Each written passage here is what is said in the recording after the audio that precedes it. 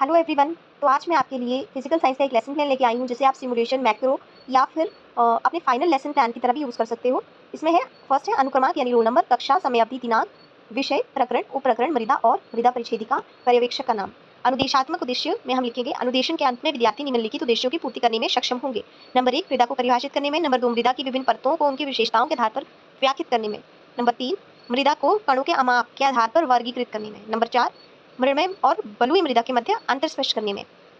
इसके बाद हम लिखते हैं विशिष्ट शिक्षण सामग्री यानी कि हमारी टीएलएम। यहाँ पर 2 टीएलएम यूज़ की गई हैं, चार्ट और मॉडल। उसके बाद हमारा आता है पूर्व ज्ञान परीक्षण, पीके टेस्टिंग करते हैं हम बच्चे की। क्वेश्चन नंबर 1 है मनुष्य को जीवित रहने के लिए क्या क्या आवश्यक है। अनुमानित उत्तर जल, वायु, भोजन। प्रश्न नंबर 2 भोजन हमें कहाँ से प्राप्त होता है। अनुमानित उत्तर है पेड़ पौधों से।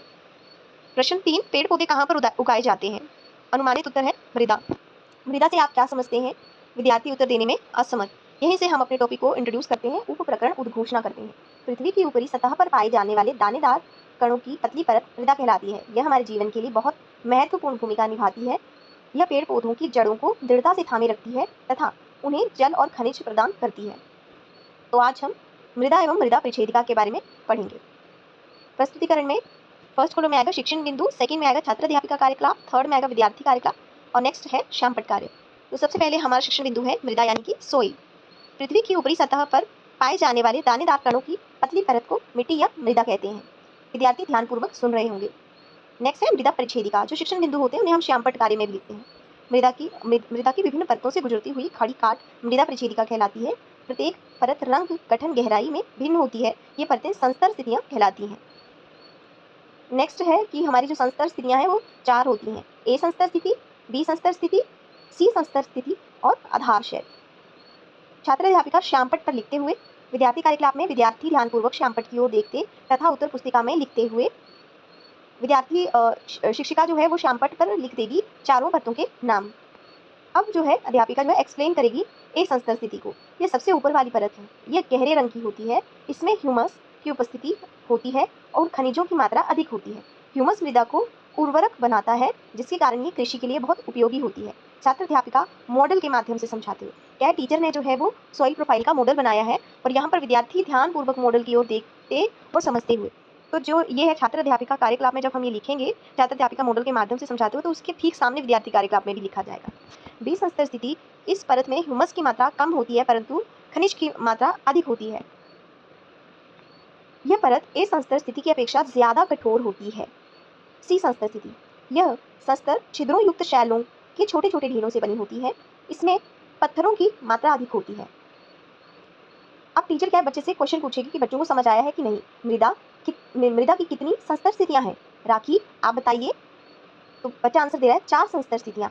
ए संस्तर, बी संस्तर, सी संस्तर, आधार शैल। शाबाश, बैठ जाइए। आधार शैल, यह अंतिम परत होती है जिसे आधार शैल कहा जाता है, जो बहुत ही कठोर होती है और इसे फावड़े से खोदना कठिन होता है। मृदा के प्रकार, मृदा में पाए जाने वाले कणों के अमाप के आधार पर यानी कि जो उसके कण हैं उनके साइज के आधार पर मृदा 3 प्रकारों में बांटी गई है। मृण्मयी मृदा, बलुई मृदा, दुमटी मृदा। छात्र अध्यापिका श्यामपट्ट पर लिखते हुए, विद्यार्थी ध्यानपूर्वक श्यामपट्ट की ओर देखते व अपनी उत्तर पुस्तिका में लिखते हुए। टीचर लिखेगी मृदा के टाइप, ये तीनों टाइप की मृदा मृण्मय, बलुई और दुमटी मृदा। नेक्स्ट है मृण्मय मृदा में जो कण पाए जाते हैं। मृण्मय मृदा को एक्सप्लेन करिए टीचर। मृण्मय मृदा में जो कण पाए जाते हैं वे अत्यधिक बारीक होते हैं। इसके कण आपस में चिपक कर रहते हैं। इसके कणों के बीच खाली जगह ना के बराबर होती है। चिकनी मिट्टी अधिक नम होती है। टीचर ने जो है क्या किया है, टीचर ने यहाँ पर जो है बताया है कि मृण्मय मृदा के कण किस प्रकार आपस में चिपके होते हैं। यहाँ नीचे लिखा है छात्र अध्यापिका चार्ट के माध्यम से समझाते हो, यानी कि टीचर यहाँ पर चार्ट यूज कर रही है और विद्यार्थी चार्ट की ओर ध्यानपूर्वक देख रहे होंगे। इसके बाद है बलुई मृदा। बलुई मृदा में बड़े कणों की मात्रा अधिक होती है। इसमें कणों के बीच रिक्त स्थान भी अधिक होते हैं। टीचर ने इसको जैसे यहाँ पर डायग्राम बना के बच्चे को दिखा दिया कि बड़े बड़े से कण होंगे और बीच में जो है बहुत ज़्यादा स्पेस होगा इसका। दुमटी मृदा, दुमटी मृदा में छोटे बड़े कणों की मात्रा समान होती है।